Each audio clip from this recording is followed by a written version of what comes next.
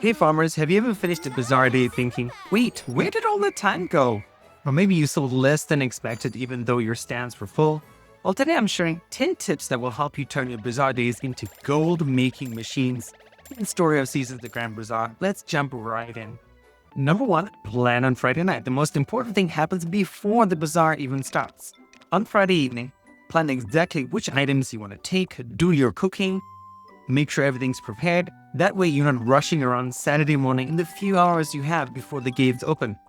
You'll be calmer, better organized, and able to maximize every minute once the customers start arriving. So the bazaar starts every Saturday at 10 a.m. in-game time. You usually wake up around 6 a.m. You've gone to bed early the night before. So make use of that. Maybe Friday you sort of end doing activities around about 5 p.m. or so. Go back. You're doing the food route, make sure you're cooking. If you're doing the jewelry route, make sure you've gotten all your jewelry from the various windmills. Get everything prepared. Be in bed by 8 p.m. so you wake up at 6 a.m. the next day and you're well prepared. Number 2, use decorations strategically. Decorations aren't just for looks, they actually affect your profits. The right setup paired with well-timed cheers can easily boost your total earnings by tens of thousands of gold. On big bazaar days, that can mean an extra 100,000 gold in your pocket. So don't underestimate your food aesthetics.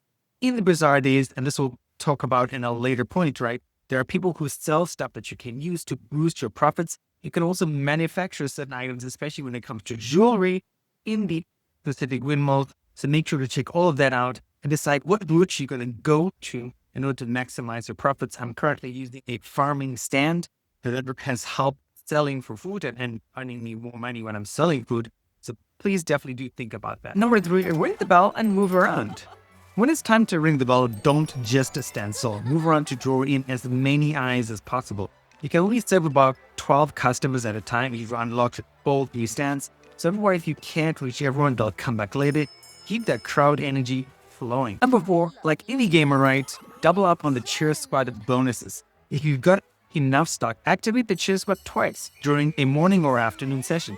Their boosts stack and that bonus can really add up at the end of the day. So like any RPG person, you want to save your potions, or in this game, you want to save your cheer squad cheers. You're like, okay, I'm just going to use it in the last hour in the morning from 1 p.m. to 2 p.m. You could actually get in 2 cheers if you're selling well enough, as soon as the bazaar starts. So definitely do that. And going back to earlier points, the bonuses can stack up and help you earn a fair bit of money in the morning or in the afternoon. Maybe you can even get 4 cheers on that specific day. Number 5, don't sell all day. Do your own shopping too. It's tempting to focus entirely on selling, but don't be afraid to spend your afternoon browsing other stalls. Certain essentials like vinegar and different types of flour are only available on Saturdays from specific sellers, especially for vinegar if you don't want to make your own. There's things like chocolate and spices and chilies that there are certain things I just haven't figured out how to make them even after almost 60 hours in the game. So Steam has a cool function if you're playing on Steam, right? Where you can shift tab and there's a notebook and you can make your own list in the game so you don't have to write it down on paper. And it's available, that specific list is available every time you launch the game. So definitely take advantage of that. And enjoy sometimes shopping. You don't have to sell for both sessions. I've done that, especially recently after the 30-hour marker. So sometimes I'll end my afternoon bazaar after an hour.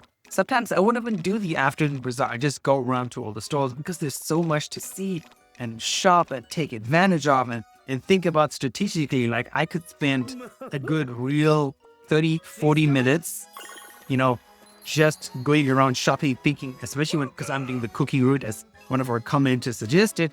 There's so much stuff you can cook and like what recipe can make use of the ingredients I have. So take advantage of that.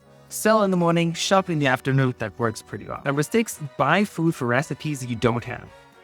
If you haven't unlocked every recipe yet, and I don't think I know anyone who has, take time to buy and try new foods from the other stores.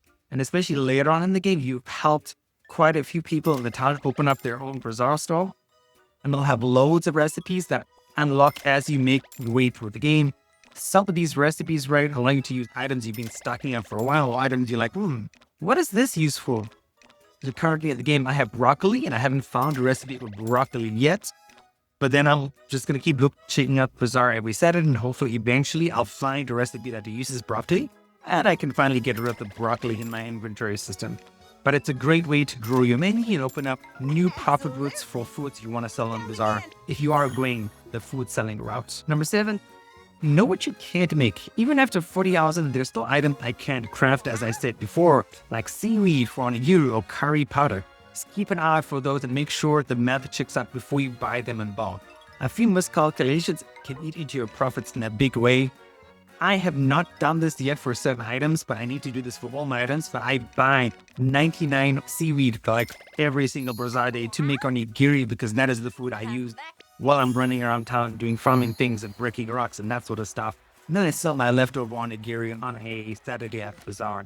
But there's loads of things, like I'm selling a lot of vegetable curry right now, which is pretty useful. But you need to buy curry spice from one of the sellers. That's also sold, I think, by order in town as well, but don't quote me on that right there. But yeah, definitely think about what you need from other sellers and if it makes sense to sell these items.